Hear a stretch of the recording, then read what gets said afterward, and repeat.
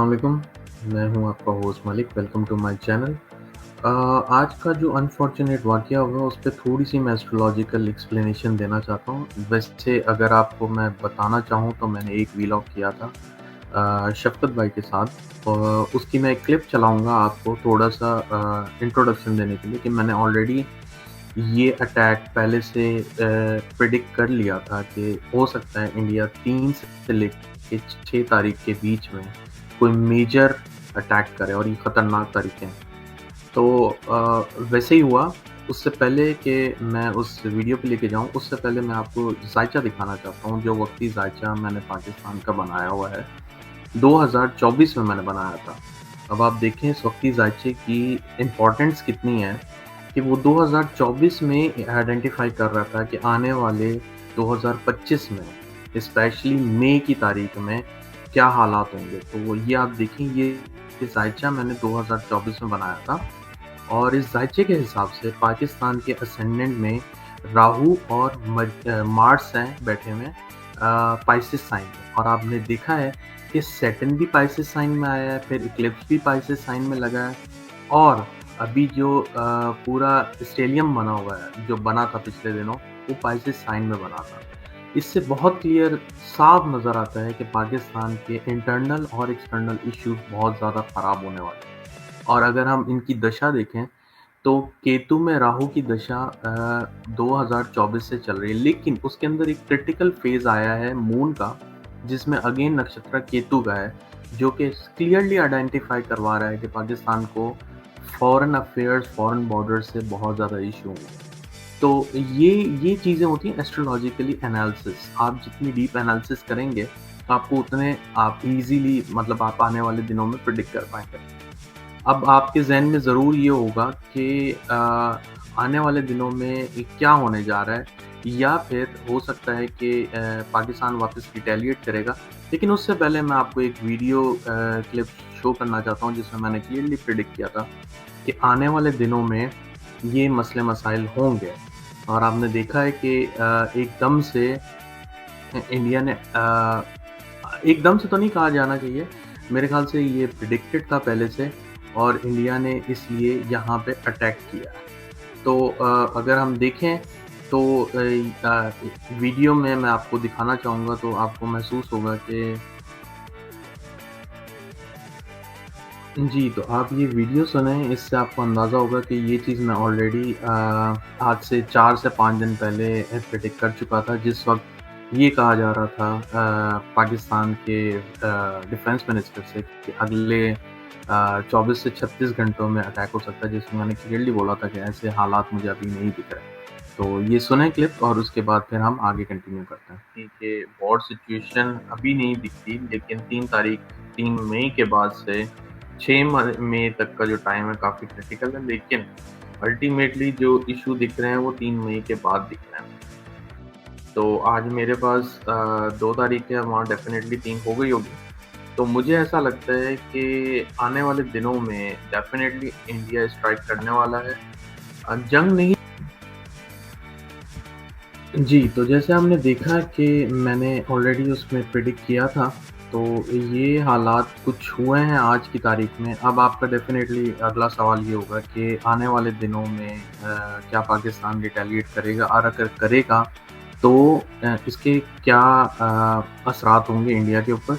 लेकिन उससे पहले मैं एक बात आपको बताना चाहता हूँ कि अगर आप ये सोच रहे हैं कि आने वाले दिनों में पाकिस्तान रिटेलिएट करेगा और ये जंग बहुत बड़ी छिड़ जाएगी, ऐसा नहीं दिखता। होने को तो कुछ भी हो सकता है, लेकिन एज़ पर एस्ट्रोलॉजिकली चार्ट ये हालात थोड़े डिफ़िकल्ट हैं, डेफ़िनेटली बहुत डिफ़िकल्ट हैं और आवाम को सबसे ज़्यादा नुकसान हुआ है। मैंने पहले ही कहा था अपनी पुरानी वीडियो में कि इसमें से तो सिर्फ़ नुकसान आवाम का होगा, मासूम लोगों की जानें जाएँगी और ऐसे ही हुआ है।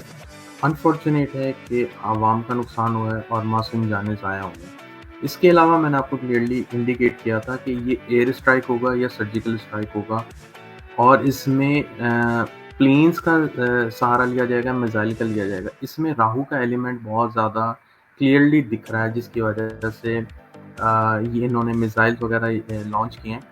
एक बात ये है, राहु जो है बहुत वास्ट प्लैनेट है। अगर आप ये सोचते हैं कि राहु का मतलब सिर्फ़ ये प्लेन्स वग़ैरह होता है, राहु का मतलब ये भी होता है टेक्नोलॉजी। तो इसके अंदर जो अटैक हुआ है ये नॉर्मल अटैक से डिफरेंट अटैक था और डेफ़िनेटली इंडिया ने बहुत सारे टारगेट्स पहले से चुन के रखे होंगे, लेकिन उन्होंने जिस टेक्नोलॉजी का जो सहारा लिया है वो राहु की वजह से लिया है। मार्स जो है डिप्लीटेड है, इसलिए फ़ौजी जो हालात हैं, जंगी हालात बनेंगे, लेकिन सरहदों पे झड़पें होंगी, जैसे ये लाइन ऑफ कंट्रोल वगैरह पे। अल्टीमेटली ऐसा नहीं होगा कि इंटरनेशनल बॉर्डर्स की खिलाफवर्जी की जाए मिलिट्री एक्शन के थ्रू, तो ये मुझे नहीं दिखता। अच्छा, अब हम बात करेंगे कि आने वाले दिन कैसे दिख रहे हैं। तो मैंने आपको जैसे पाकिस्तान का ज़ायचा दिखाया था, तो उसमें बहुत क्लियरली दिख रहा है कि आने वाले दिनों में पाकिस्तान को बहुत ज़्यादा मुश्किलात का सामना करना पड़ेगा। मैं वो वापस पाकिस्तान का ज़ायचा आपके सामने प्रेज़ेंट करता हूँ और कोशिश करूँगा उसके थ्रू आपको थोड़ा-सा एनालिसिस दे पाऊँ। जी, तो ये हमारा पाकिस्तान का वक़्ती ज़ायचा है, मैं फिर से बता रहा हूँ, जो मैंने 25 मई 2024 को बनाया था।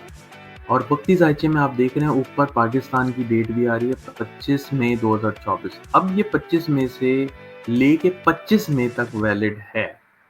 इसका मतलब ये है कि 25 मई से लेके 2024 से लेके 25 मई 2025 तक ये चार्ट वैलिड रहेगा। अब इसमें अगर देखें तो इसमें आज जो इस वक़्त वंशोत्तरी दिशा चल रही है वो है केतु, राहु और मून। और मून के अंदर अगेन मार्स। तो ये बहुत क्लियरली इंडिकेट कर रहा था कि पाकिस्तान पे आने वाले दिनों में अटैक हो सकता है। अब अगर आप ये बोलें कि पाकिस्तान कब अटैक कर सकता है, तो मुझे ऐसा लगता है कि आने वाले दिन जैसे कि अ, कल, परसों, तरसों ये बड़े इंपॉर्टेंट डेज़ होने वाले हैं, जिसमें पाकिस्तान इंडिया को बहुत भरपूर जवाब देगा, इसमें कोई शक नहीं। और अगर ये डेज़ अगर फॉर इंस्टेंस इसमें उन्होंने थोड़ा-सा आने वाले दिनों को थोड़ा-सा समहाउ एक्सटेंड कर दिया, तो मुझे ऐसा लगता है फिर as per the planetary position ये फिर 13 मई के बाद, 13 मई से लेके 28 मई तक का जो टाइम है, बहुत ही क्रिटिकल रहेगा और इसमें बहुत बड़े एक्शंस आपको दिखेंगे। तो ये मुझे ऐसा लगता है कि पाकिस्तान ने अगर जंग छिड़ दी है, इंडिया ने आई मीन, तो इसका जो रिज़ल्ट है बहुत ही भयानक होने वाला है। अगर ये सोच रहे थे कि हम 2 अटैक करेंगे या इन्होंने 9-10 जगहों पे अटैक किया है और इसके बाद पाकिस्तान कोई जवाब नहीं दे पाएगा, तो ये गलत है।